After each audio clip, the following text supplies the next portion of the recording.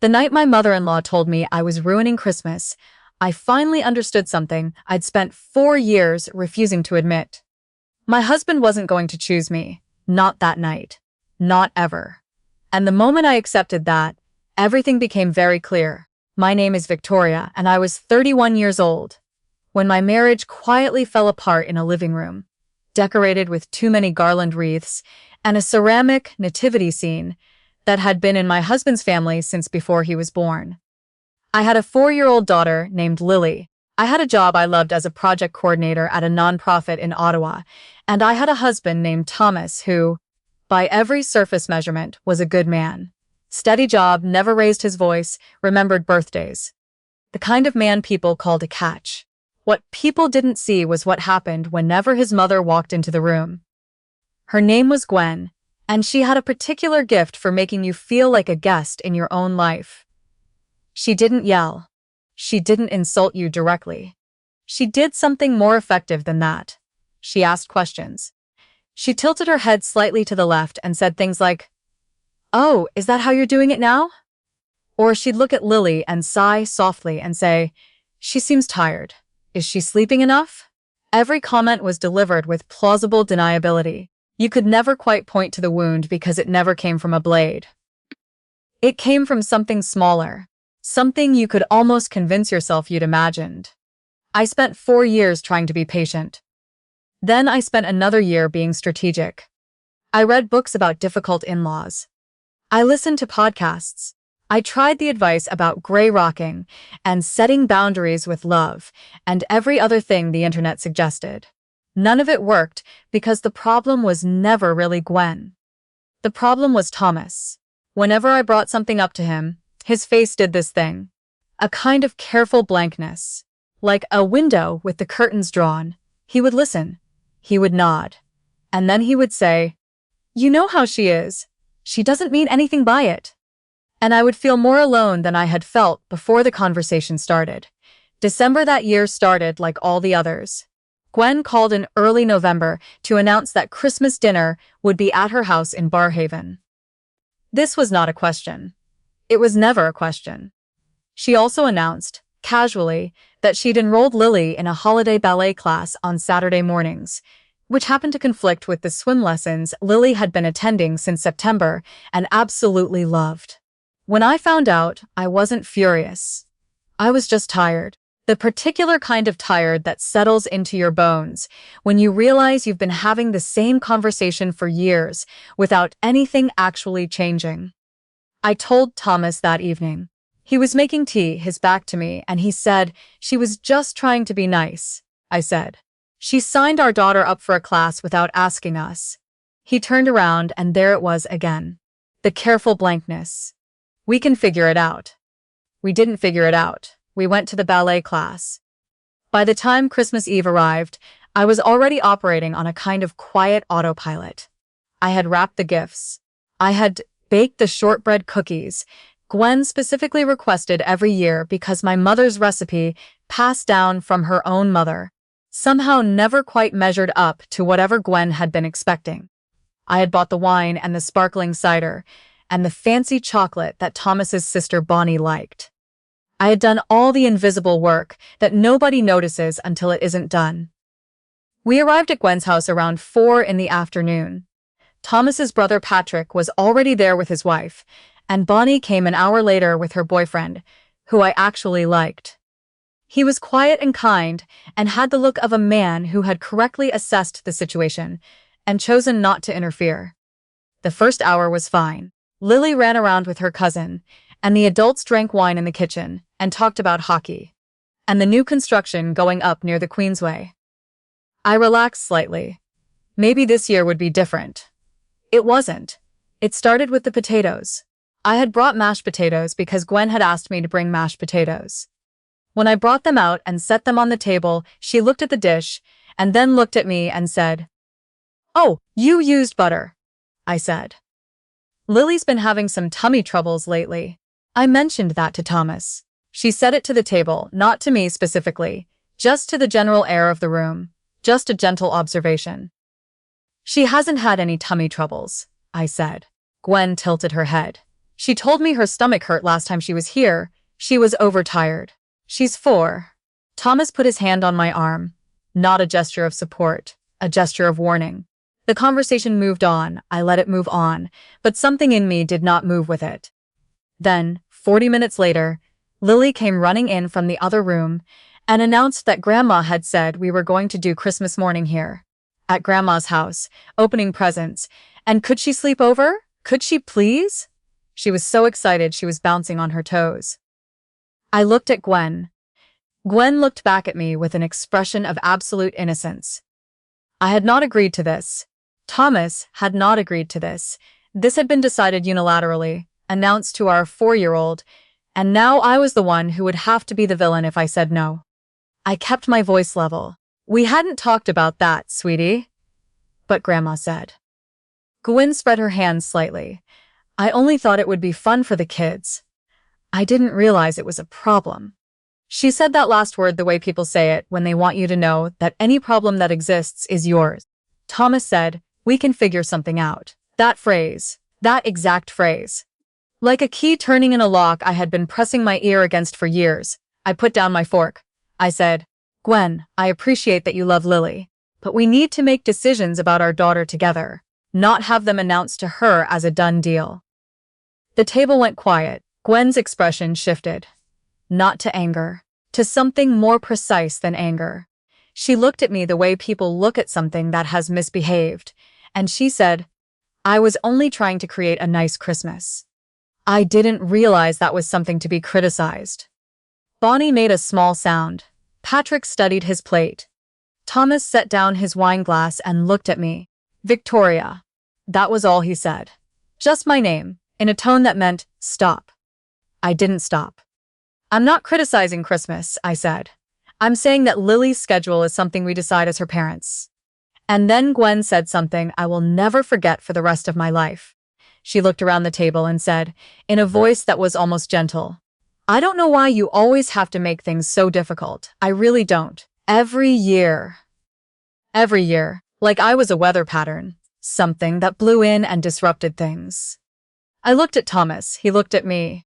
And he said, "Maybe just let it go this once." I think about that sentence sometimes. Let it go. Like it was one thing. Like it was one isolated incident that I was being precious about. Like the potatoes and the ballet class and the 4 years of careful small injuries were not in the room with us. I said no. The table went very still. Thomas said quietly, "Victoria, this isn't the place." "You're right," I said. "It isn't. But there never seems to be a place." Gwen stood up to refill the water pitcher. The movement was deliberate, composed. She said, without turning around, "Thomas, I'm sorry. I'm sorry you have to deal with this. I'm sorry you have to deal with this. Not me, not the situation. Him." Like I was something being done to him. I heard Thomas exhale. And then he said something I was not prepared for, even after everything. He said, "Victoria, you need to apologize to my mother. Right now, or I think you should take Lily and go home." No one moved. Lily was in the other room. I could hear her singing something to herself, a song from her swim class, a counting song about fish. I looked at my husband, the man I had married, the man I had stood beside at City Hall on a Tuesday afternoon in early spring, because we wanted something simple and real. The man who said he loved me more than anything, and who, in this moment, was looking at me with something that was not love and was not even anger. It was convenience. He wanted this to be convenient, and I was not being convenient. I said, "Okay." He looked relieved. He thought I meant, "Okay, I'll apologize." He thought it was over. It was, just not the way he imagined. I went to the other room and I picked up my daughter. I told her we were going on a little adventure tonight, and that we'd talk about Christmas morning later. She didn't argue. 4-year-olds live entirely in the present tense. She asked if we could stop for hot chocolate. And I said yes. I got her coat and her boots and her favorite stuffed penguin from the pile by the door. Thomas came into the hallway. He looked at me and then at Lily's coat, and something shifted in his face. "What are you doing?" "Leaving," I said. "Victoria, you told me to." I didn't slam the door. I closed it carefully. That night, after Lily was asleep in her own bed with her penguin tucked under her arm, I sat at the kitchen table and I didn't cry. I felt something strange and clarifying. Like a static that had been playing so long I'd stopped hearing it had finally switched off. I had been so focused on managing Gwen that I had missed the real problem entirely. Thomas had never been forced to choose. Every single time a conflict arose, I absorbed it. I bent. I smoothed it over. And he got to stay comfortable because my discomfort was covering for him. I thought about something my own mother had told me once. She said the loneliest thing in the world is not being single. It's being with someone who refuses to see you. I had been lonely for a long time. There was someone I needed to call. Her name was Penny, and she had been my closest friend since university. We had met in our second year, sitting beside each other in an environmental policy lecture. And she had been the kind of friend who showed up with groceries when you were sick and who told you hard truths without cruelty. She had moved to Vancouver 3 years earlier for work, and we talked every week. I texted her, "Are you awake?" She called me immediately. I told her everything. Not just that night. Everything. 4 years of everything. She listened without interrupting, which was how I knew it was serious, because Penny had opinions, and she usually shared them. When I finished, she said, "What do you want to do?" I said, "I want to stop being afraid of the answer to that question." We talked for almost 2 hours. By the end of it, I had a plan. Not a dramatic one. A practical one, the kind you build one small decision at a time. The first thing I did in the days after Christmas was call a family lawyer. Her office was on Elgin Street, and she had a calm, organized way of speaking that I found genuinely steadying. She explained my rights. She explained Lily's rights. She explained the difference between a legal separation and a divorce in Ontario. And she walked me through what shared custody typically looked like and what documentation I would want to start keeping. She told me that if I ever needed to travel with Lily within Canada, I could do that freely. Interprovincial travel didn't require the other parent's consent. International travel was a different matter, but that was not what I was considering.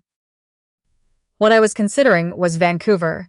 Penny's company had been asking her to build out a new team for months. She had told me this casually several times.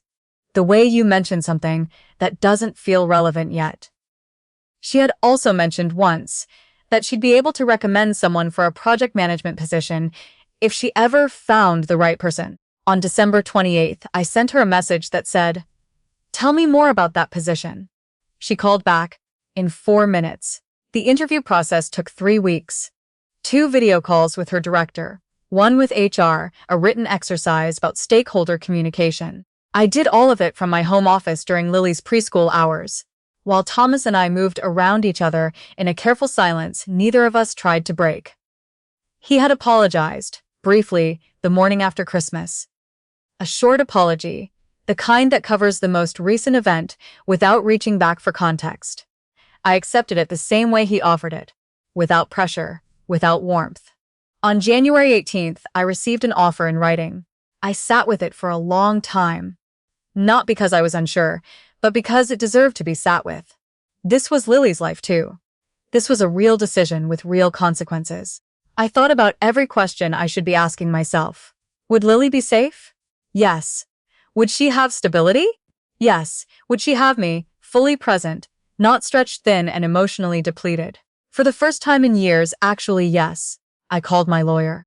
I called my mother, who cried a little, and then said, "I've been waiting for you to trust yourself."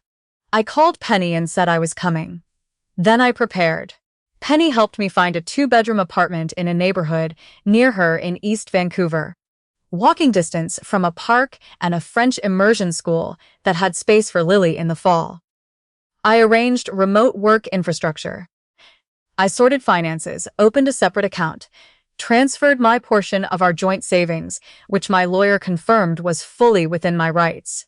I researched Lily's transition needs, found a child therapist in Vancouver who specialized in family change, scheduled a preliminary call. I did not tell Thomas any of this. I know how that sounds. I thought about it carefully. I was not hiding it to hurt him. I was protecting the plan long enough to make it real. Because I knew, from 4 years of experience that if I presented something half-formed, it would be managed. It would be discussed into the ground. It would become another thing I was being difficult about. I needed it to be done before it could be undone. For 3 weeks, I acted normally. I made dinners. I took Lily to swim class, where she had returned cheerfully to learning the back float. I answered Thomas's occasional attempts at conversation. I smiled when it was called for. The night before Lily and I were supposed to fly to Vancouver, Thomas came home with takeout from the Thai place on Bank Street that I loved. It had been a long time since he'd done that. He set it out on the counter and said, "I thought we could have a nice evening." We sat across from each other. He said, "Dennet, I've been thinking about Christmas, about what happened." I waited. "I think we've been in a rut," he said. "I think we could both try harder." I looked at him for a long moment. He was not a bad man. That was the thing I kept coming back to. He was a man who had never been required to grow, and so he hadn't. He loved me the way some people love comfort, genuinely, but passively, without the active choice that love eventually requires. I said, "I agree." He looked relieved. "I think you're right that things need to change," I said. He nodded. He reached for the spring rolls. That was the last real conversation we had as husband and wife in that apartment. The next morning, I got Lily up early. She was delighted by this. She loved early mornings, the particular quality of the light before the day had fully started. I told her we were going on a trip to visit Aunt Penny, and she made a sound that could only be described as a shriek of joy. We took a cab to the airport. My phone started ringing somewhere around the security screening area. Thomas had found the letter I'd left on the kitchen table. Not the keys. I'd left those too, set beside the coffee maker where he'd see them. The letter explained everything clearly and honestly.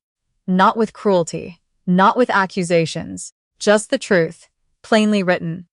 What wasn't working, why I had made the choices I made, what came next. I had attached the name and number of my lawyer. I let the calls ring out until we were through security. Then I found a quiet corner near our gate, while Lily looked at the books I'd packed in her backpack. I answered. Thomas's voice was different than I'd ever heard it, not angry, something rawer than anger. "Victoria, what have you done?" Not a question, a statement. "I've done what I should have done a long time ago," I said. "I've chosen a life where Lily and I are treated with respect. You can't just leave." "I haven't broken any laws, Thomas. My lawyer has already been in contact with yours. We'll figure out the arrangement for Lily. She will see you.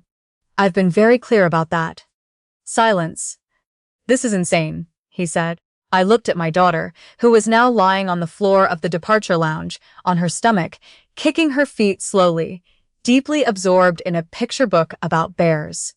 "What's insane," I said quietly, "is spending 5 years, hoping someone will value you, and never once being surprised when they don't." He didn't respond to that. "My lawyer will be in touch this week," I said. "I hope, when you've had some time to think, that we can handle this in a way that's good for Lily. That's the only thing that matters now." I ended the call. Lily looked up at me. "Who were you talking to?" "Daddy," I said. "He says hi." She went back to the bears. The months that followed were not easy, and I will not pretend they were. Transitions never are, even the right ones. There were weeks when Lily cried for her dad in the middle of the night, and I sat on the edge of her bed in the dark until she fell back to sleep. There were weeks when I cried too, in the shower where she couldn't hear me, grieving the version of my marriage I had wanted it to be, the one that had never quite existed. But something happened that I had not fully anticipated. I started sleeping through the night. Not right away, but gradually. The low-grade vigilance that I had been carrying for years, the constant background process of monitoring the room, reading the temperature, managing perceptions, started to lift. I didn't notice until it was gone. Then I noticed its absence everywhere. Lily settled into her new preschool with the particular resilience that 4-year-olds possess and adults tend to underestimate. She made a best friend named Harper within the first 2 weeks. She started asking about oceans and why they were salty. She remained entirely herself. Thomas surprised me. Not all at once, and not without difficulty.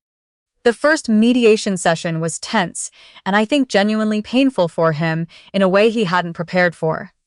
He had expected, I think, that I would come back, that this was a dramatic gesture that would eventually resolve itself back into the life we'd had. When he understood that it wasn't, something in him shifted. He started taking the calls with Lily seriously. He started keeping the schedule we'd agreed on. He flew out to Vancouver twice in the first 6 months to spend time with her. He told me, on the phone one evening while we were coordinating Lily's schedule, that he had started seeing a therapist. He said it plainly, without asking for credit. I respected him for that.